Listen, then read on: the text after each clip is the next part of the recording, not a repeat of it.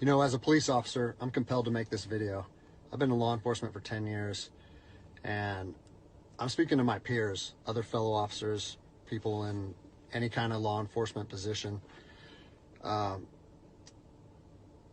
seen officers nationwide enforcing tyrannical orders against the people, and I'm hoping it's the minority of officers, but I'm not sure anymore, because every time I turn on the television, every time I look to the internet, I'm seeing people arrested or cited for going to church, for traveling on the roadways, for going surfing, opening their businesses, going to the park with their families, or doing nails out of their own house, using their own house as a place of business, and having undercover agents go there and arrest them and charge them with what? With a crime? I don't know what crime people are committing by doing nails in their own house, but we're seeing this more and more and more, and we need to start looking at ourselves as officers and thinking, is what I'm doing right? Now, I want to remind you that regardless of where you stand on the coronavirus, we don't have the authority to do those things to people just because a mayor or a governor tells you otherwise. I don't care if it's your sergeant or your chief of police. We don't get to violate people's constitutional rights because somebody in our chain of command tells us otherwise. It's not how this country works.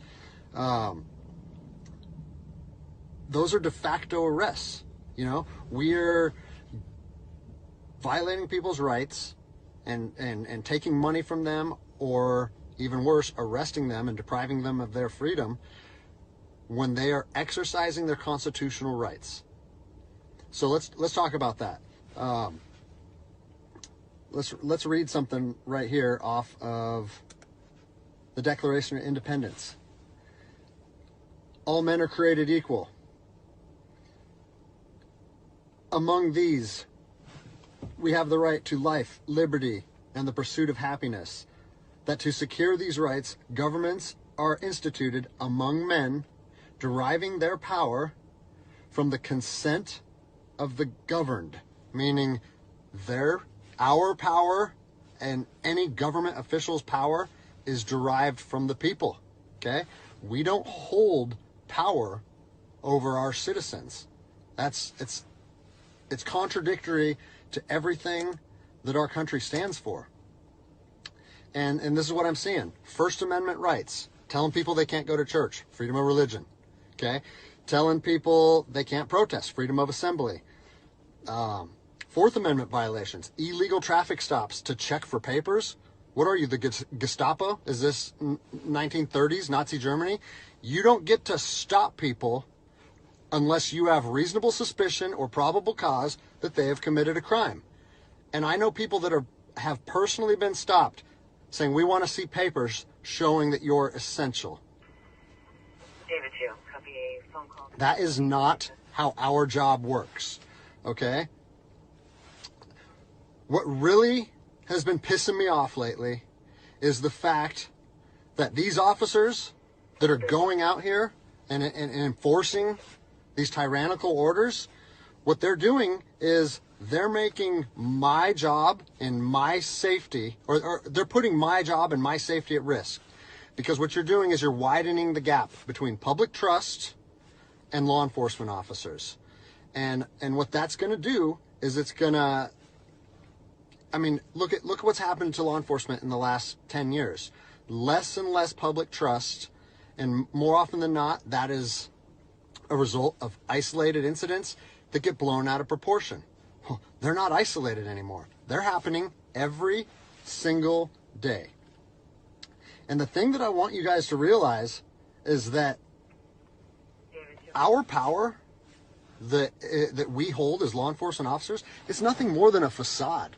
It's a badge and a gun. And people, you don't realize, if you haven't lived in anarchy, if you haven't seen combat, things can be stripped from people in a heartbeat. And that's what I'm afraid of. I'm afraid that these actions are going to wake a sleeping giant, i.e. the American people, okay? They are going to be put in a position where they won't have their rights trampled anymore. And us as law enforcement officers, we'll have our ability to enforce the law stripped from us in about 10 minutes. Okay? I think what is going to happen if this continues is we're going to see bloodshed in the streets. Okay?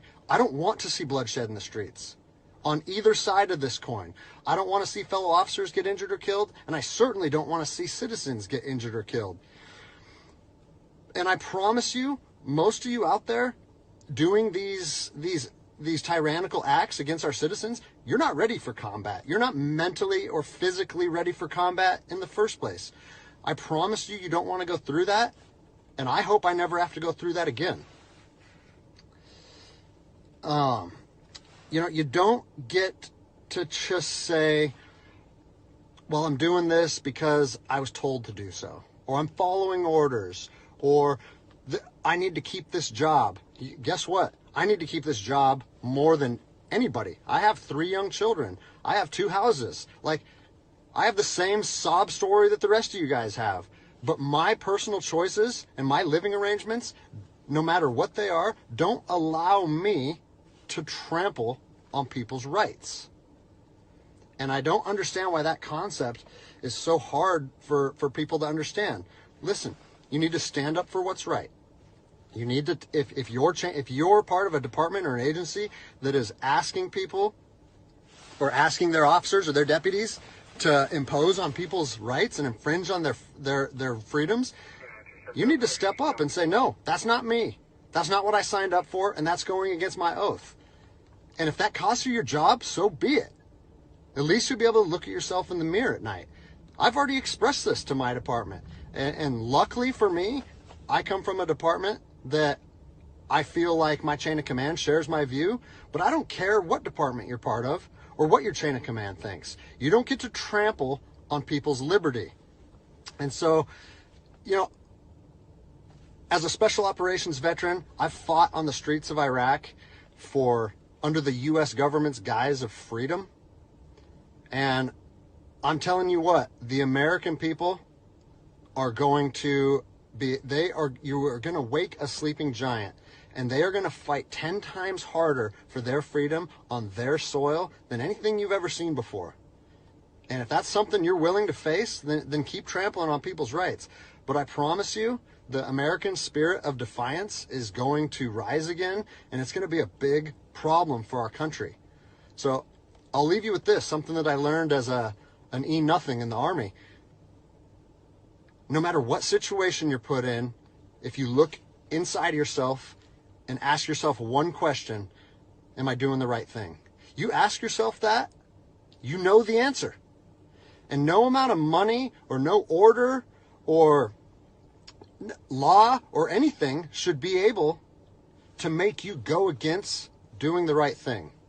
So I'm imploring officers to look inside themselves and ask themselves, is this what I want to be doing to my citizens?